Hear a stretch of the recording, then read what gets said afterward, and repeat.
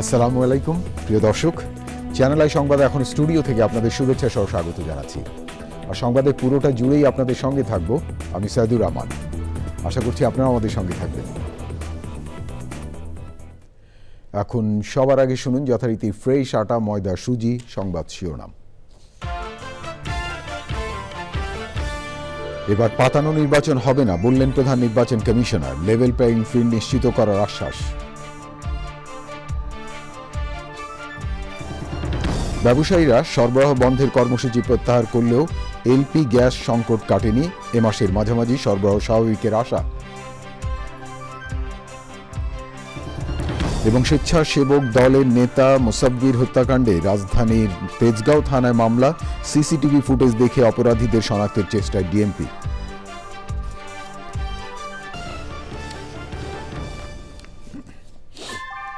ভূমিকম্প সহনীয় most durable দেশের প্রথম থার্মেক্স রড সালাম স্টিল। সালাম স্টিল বোঝে ডিউরেবিলিটি। সালাম স্টিল, মোস্ট ডিউরেবল স্টিল। ধন্যবাদ প্রিয় দর্শক আমাদের সাথে যোগ দেওয়ার জন্য।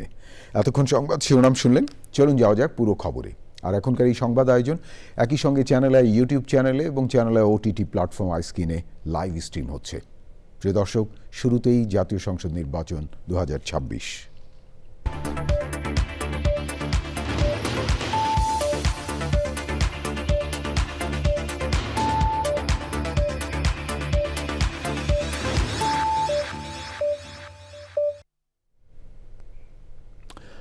আগের মতো এবার কোনো পাতানো নির্বাচন হবে না উল্লেখ করে প্রধান নির্বাচন কমিশনার এএম নাসির উদ্দিন বলেছেন, এবারে নির্বাচন হবে ন্যায় এবং ইনসাফ প্রতিষ্ঠার। সকালে আগারগাঁও নির্বাচন কমিশনের চতুর্থ দিনের আপিল আবেদনের বুথ পরিদর্শন শেষে তিনি বলেন, নির্বাচনে লেভেল প্লেইং ফিল্ড নিশ্চিত করবে কমিশন। বিকালে প্রধান নির্বাচন কমিশনারের সাথে বৈঠক করে ইউরোপীয় ইউনিয়নের 4 সদস্যের প্রতিনিধি দল। বিস্তারিত মির্জা ইমতিয়াজের রিপোর্টে।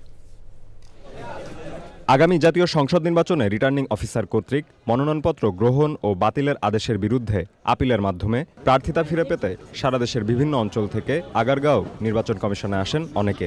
তাড়াহুড়োর কারণে ব্যাংক হিসাবটা একটু পুরাতন দেওয়া হয়েছে, সেই কারণে আমার মনোনয়নপত্র রিটার্নিং কর্মকর্তা বাতিল ঘোষণা করেছেন। আমি সেই প্রার্থিতা বাতিলের বিরুদ্ধে আপিল করতে আসছি আজকে আর কি। আমার হলফনামায় আমি সাইন করতে পারি না, প্রার্থীর স্বাক্ষরটা শুধু করতে পারিনি, এটাই আমার ভুল। আমাদের আশঙ্কা হচ্ছে এখনও আমরা যেভাবে দেখতেছি প্রশাসন একদিকে একটা কেন্দ্রিক কাজ করতেছে, একটা দিকে প্রশাসন দাবিত হচ্ছে। বৃহস্পতিবার সকালে আপিল কার্যক্রম পরিদর্শন করেন প্রধান নির্বাচন কমিশনার এএম নাসির উদ্দিন। এ সময় নির্বাচন কমিশন ইনসাফে বিশ্বাসী উল্লেখ করে সিইসি বলেন, সবাই ন্যায় বিচার পাবেন। রিটার্নিং অফিসারের ক্ষমতা আছে, আইন ওনাদেরকে ক্ষমতা দিয়েছে সিদ্ধান্ত নেওয়ার জন্য। তো ওনাদের সিদ্ধান্ত ওনারা দিয়েছেন এবং যারা আপিলে যখন আমাদের কাছে আসবে আমরা আমাদের আইন অনুযায়ী যা করার আমরা কমিশন থেকে সিদ্ধান্ত দেব এবং একদম সম্পূর্ণ রকমভাবে ন্যায় বিচার আমরা করার সর্বোত্তম চেষ্টা আমরা করবো এবং ন্যায় বিচারই হবে ইনশাল্লাহ। আমাদের এখান থেকে কোনো পাতানো নির্বাচনের দেশে ইনশাল্লাহ হবে না। বিকালে প্রধান নির্বাচন কমিশনারের সাথে বৈঠক করে ইউরোপীয় ইউনিয়নের 4 সদস্যের প্রতিনিধি দল। বৈঠক শেষে ইইউ ইলেকশন অবজারভেশন মিশনের প্রধান পর্যবেক্ষক জানান, বাংলাদেশে অবাধ, সুষ্ঠু এবং নিরপেক্ষ নির্বাচন হবে কিনা সে বিষয়টি পর্যবেক্ষণ করবেন তারা। বাংলাদেশের নির্বাচন যেন নিরপেক্ষ হয় সেটি পর্যবেক্ষণ করবে ইউরোপীয় ইউনিয়ন। সেই বিষয়ে প্রধান নির্বাচন কমিশনারের সাথে আলোচনা হয়েছে। নির্বাচন পর্যবেক্ষণ প্রক্রিয়া ও চ্যালেঞ্জের বিষয়ে ব্যাখ্যা করেছেন প্রধান নির্বাচন কমিশনার। বাংলাদেশে অবাধ ও সুষ্ঠু নির্বাচনের জন্য অধীর আগ্রহে অপেক্ষা করছে ইউরোপীয় ইউনিয়ন। আপিল আবেদনের কার্যক্রম চলবে শুক্রবার পর্যন্ত। আপিল শুনানি ও নিষ্পত্তি হবে 10 জানুয়ারি থেকে 18 জানুয়ারির মধ্যে। Mirza Imtiaz, channel I, Dhaka. প্রিয় দর্শক, এবারে অন্যান্য সংবাদ। ব্যবসায়ীরা এলপি গ্যাস সরবরাহ বন্ধ রাখার কর্মসূচি প্রত্যাহার করলেও সংকট কাটেনি। সব পক্ষের সাথে আলোচনা করে বাংলাদেশ এনার্জি কমিশনের চেয়ারম্যান বলেছেন, এ মাসের মাঝামাঝি সরবরাহ স্বাভাবিক হবে। বিস্তারিত জানাচ্ছেন রফিকুল বাশার। কয়েকদিন ধরে চলতে থাকা এলপি গ্যাসের সংকট আরও বেড়েছে। রান্নার এই গ্যাস না পেয়ে ভোগান্তিতে লাখ লাখ গ্রাহক। আবাসিকে যেমন, হোটেলগুলোতেও তেমনই। আগের গ্যাস থাকা অবস্থাতে আমরা দোকান চালাইতেছি, এখন কোনো গ্যাসের সংগ্রহ তো কোথাও করতে পারি না, আপনার 3700 টাকা গ্যাস চাই 6000 টাকা। আসলে বোতলের সংখ্যাটা অনেক কম, তাই আমাদের রান্না করতে অনেক অসুবিধা হইতেছে। গ্যাস না পেয়ে দোকানি কমিয়ে দিয়েছেন চা বানানো। গ্যাস পাচ্ছি না, এই কারণে চা বন্ধ করেছে। সিলিন্ডারের দাম অতিরিক্ত বেশি, এই কারণে আমার দুধ চা বন্ধ করে দিয়েছি, লাল চা চালাতে পারতেছি। ভোক্তা অধিকারের অভিযান বন্ধ করা এবং পরিবেশকদের সমন্বয়ে নতুন দাম নির্ধারণের দাবি জানিয়ে অনির্দিষ্টকালের জন্য এলপি গ্যাস সরবরাহ ও বিপণন বন্ধের কর্মসূচি ঘোষণা করেছিল এলপি গ্যাস ব্যবসায়ী সমবায় সমিতি। এনার্জি রেগুলেটরি কমিশনের চেয়ারম্যানের প্রতিশ্রুতিতে কর্মসূচি প্রত্যাহার করেন ব্যবসায়ীরা। উনি আশ্বস্ত করেছে যে ভোক্তা যে অভিযান চলমান সারা দেশের মধ্যে ব্যবসায়ীদের উপরে, এই ভোক্তার অভিযান উনি কথা বলবে।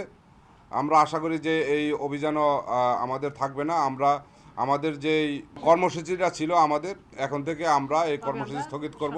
সংকট কাটতে আরও কয়েকদিন লাগবে বলে মনে করছেন রেগুলেটরি কমিশনের চেয়ারম্যান।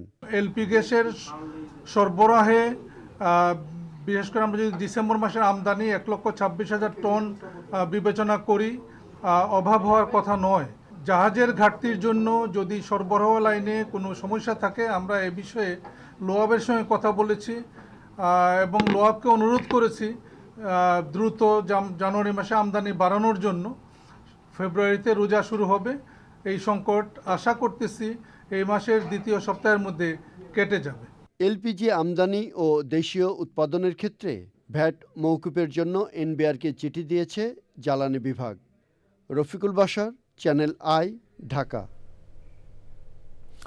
রাজধানীর তেস্তুরি বাজার এলাকায় ঢাকা মহানগর উত্তরের স্বেচ্ছাসেবক দলের নেতা আজিজুর রহমান মুসাব্বিরকে গুলি করে হত্যার ঘটনায় সিসিটিভি ফুটেজ দেখে অপরাধীদের শনাক্তের চেষ্টা চলছে বলে জানিয়েছেন ডিএমপি।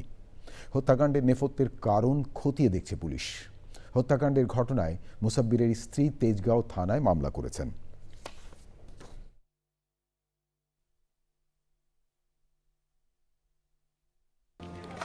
ইঞ্জিনিয়ার সাহেব, বাড়ির ডিজাইন তো হলো, কিন্তু কোন রড দিয়ে বাড়ি বানাবো? অবশ্যই আকিজ ইস্পাত, কারণ ভালো মানের 500W রডের yield strength 500 MPa, tensile strength 625 MPa আর সর্বোচ্চ গুণগত মানের আকিজ ইস্পাতের টেনসাইল স্ট্রেংথ 700 MPa, অর্থাৎ ভালো মানের রডের থেকেও 12% বেশি। বুঝেছি, এখনই অর্ডার করছি অধিক শক্তিশালী আকিজ ইস্পাত। আকিজ ইস্পাত, কমিটেড টু কোয়ালিটি। আগামী 10 জানুয়ারি শুরু হচ্ছে 24তম ঢাকা আন্তর্জাতিক চলচ্চিত্র উৎসব। 9 দিনব্যাপী উৎসবে প্রদর্শিত হবে 91 দেশের 245টি সিনেমা। উৎসব শেষ হবে 18 জানুয়ারি। প্রিয় দর্শক, সহকর্মী সুলতানা হিমু রিপোর্ট। 1992 সাল থেকে ঢাকা আন্তর্জাতিক চলচ্চিত্র উৎসব আয়োজন করছে রেইনবো ফিল্ম সোসাইটি। তারই ধারাবাহিকতায় 8টি বিভাগে বাংলাদেশ সহ 91টি দেশের 245টি সিনেমা নিয়ে শুরু হতে যাচ্ছে 24তম ঢাকা আন্তর্জাতিক চলচ্চিত্র উৎসব। এই বছরও থাকছে 2 দিনব্যাপী Dhaka international conference on women in cinema শীর্ষক আয়োজন, যেখানে অংশ নেবেন বিভিন্ন দেশের নারী নির্মাতা, অভিনেত্রী এবং পেশাজীবীরা। ঢাকা ক্লাবের সংবাদ সম্মেলনে আয়োজনের বিস্তারিত তুলে ধরেন উৎসব পরিচালক আহমেদ মুস্তফা জামাল। ক্যান ফিল্ম ফেস্টিভ্যালে যারা গিয়েছেন তারা জানেন যে ওপেন এয়ার শো হয়, যেখানে 20,000 দর্শক মিনিমাম দেখে সেই জায়গাটা। Why not in Bangladesh? Tourism board দায়িত্ব নিয়ে এই জিনিসটা করতে পারে, জেলা প্রশাসকের মাধ্যমে জিনিসটা হতে পারে। গত 2 উৎসবের মতো এবারও চীনা সিনেমার বিশেষ প্রদর্শনী থাকবে। পাশাপাশি বাংলাদেশ মিলিটারি মিউজিয়ামের 3D আর্ট গ্যালারিতে চিত্র প্রদর্শনী রয়েছে। ঢাকার আলিয়াস ফরসেট, বাংলাদেশ শিল্পকলা একাডেমি ও বাংলাদেশ জাতীয় জাদুঘর অডিটোরিয়ামে সিনেমাগুলোর প্রদর্শনী হবে। এর বাইরে স্ট্যামফোর্ড বিশ্ববিদ্যালয় ও কক্সবাজার লাবণী বিচ প্রদর্শিত হবে উৎসবের cinema. Sultana Himu, channel I, Dhaka. আমার হাতে আরও খবর আছে প্রিয় দর্শক, দেখতে থাকুন চ্যানেল আই সংবাদ। এবারে বিরতি, আর বিরতির পর যা দেখতে পাবেন। প্রিয় দর্শক, বিরতির পর ফিরে এলাম চ্যানেল আই সংবাদে। আমি সাইদুর রহমান, আপনাদেরকে আরেকবার স্বাগত জানাচ্ছি। ওবায়দুল কাদের সহ পলাতক 7 আসামির পক্ষে স্টেট ডিফেন্স নিয়োগ দেওয়া হয়েছে। তাদের বিরুদ্ধে অভিযোগ গঠনের শুনানি 18 জানুয়ারি ঠিক করেছেন ট্রাইব্যুনাল। র্যাবের সাবেক কর্মকর্তা জিয়াউল হাসানের বিরুদ্ধে ট্রাইব্যুনালে অভিযোগ গঠনের শুনানি হয়েছে। এ বিষয়ে আদেশের জন্য 14 জানুয়ারি তারিখ ঠিক করেছেন আন্তর্জাতিক অপরাধ ট্রাইব্যুনাল। জিয়াউল হাসানের উপস্থিতিতে চার্জ গঠনের পক্ষে বিপক্ষে শুনানির পর আদেশের দিন ঠিক করেন ট্রাইব্যুনাল।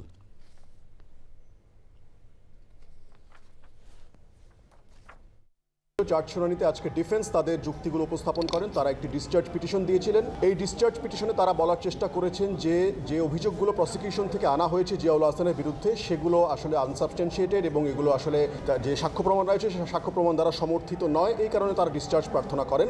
এর জবাবে চিফ প্রসিকিউটর শুনানি করেছেন এবং তিনি দেখিয়েছেন যে কিভাবে প্রসিকিউশনের যে সাক্ষ্য প্রমাণ রয়েছে সেই সাক্ষ্য প্রমাণগুলো দিয়েই জিয়াউল হাসানের বিরুদ্ধে যে 3টি সুনির্দিষ্ট অভিযোগ আনা হয়েছে এই সুনির্দিষ্ট অভিযোগগুলো প্রসিকিউশনের দাবি মতে প্রতিষ্ঠিত করা যায়।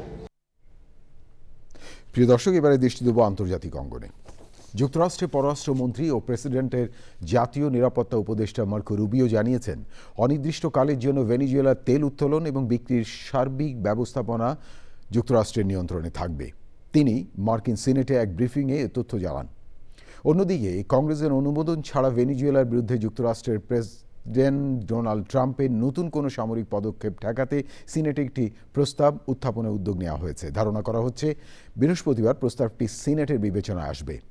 প্রস্তাবটি সমর্থকদের মতে হাড্ডাহাড্ডি ভোটে এটি পাশ হওয়ার সম্ভাবনা রয়েছে। এছাড়া রাশিয়া থেকে তেল আমদানিতে নিষেধাজ্ঞা থাকার পরও আমদানি করায় ভারত, ব্রাজিল ও চীনের উপর নতুন শুল্ক সর্বোচ্চ 500% পর্যন্ত শুল্ক আরোপে সম্মতি জানিয়েছে প্রেসিডেন্ট ট্রাম্প। গ্রাহাম ব্লুমেন্টাল নিষেধাজ্ঞা বিল নামে পরিচিত এই বিলের মূল লক্ষ্য রাশিয়াকে অর্থনৈতিকভাবে দুর্বল ও পঙ্গু করে দেয়া। বিলটি আগামী সপ্তাহে সিনেটে তোলা হতে পারে। প্রিয় দর্শক, থাকুন চ্যানেলের সঙ্গে। ফিরছি একটু পরে আরও খবর নিয়ে। আবারও বিরতি, আর বিরতির পর যা দেখতে পাবেন, নিগার সুলতানা জ্যোতিকে অধিনায়ক করে নারী টি-20 বিশ্বকাপ বাছাই পর্বের জন্য বাংলাদেশ স্কোয়াড ঘোষণা। 18 জানুয়ারি কাঠমান্ডুতে যুক্তরাষ্ট্রের সাথে প্রথম ম্যাচ। প্রিয় দর্শক, সবশেষ খবরগুলো নিয়ে আবারও ফিরে এলাম চ্যানেল আই সংবাদে। আপনাদেরকে আরেকবার স্বাগত জানাচ্ছি। এবার এই খেলার খবর।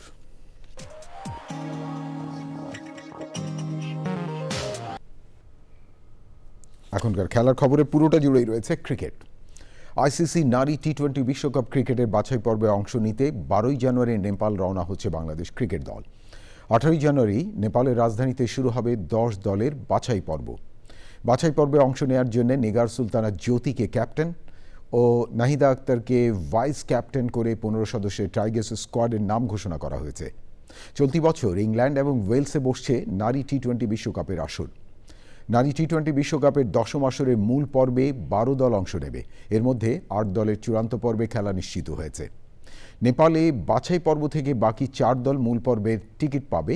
18 জানুয়ারি বাছাই পর্বের প্রথম দিন বাংলাদেশের প্রতিপক্ষ যুক্তরাষ্ট্র। প্রিয় দর্শক, এই ছিল আপনাদের জন্য আমাদের সকল আয়োজন। তবে যাবার আগে ফ্রেশ আটা ময়দা সুজি সংবাদ শিরোনাম আরও একবার। এবার পাতানো নির্বাচন হবে না বললেন প্রধান নির্বাচন কমিশনার। লেভেল প্লেয়িং ফিল্ড নিশ্চিত করার আশ্বাস।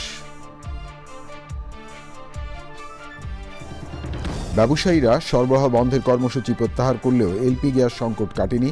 এই মাসের মাঝামাঝি সরবরাহ স্বাভাবিকের আশা। এবং স্বেচ্ছাসেবক দলের নেতা মুসাব্বির হত্যাকাণ্ডে রাজধানী তেজগাঁও থানায় মামলা। সিসিটিভি ফুটেজ দেখে অপরাধীদের শনাক্তের চেষ্টায় ডিএমপি।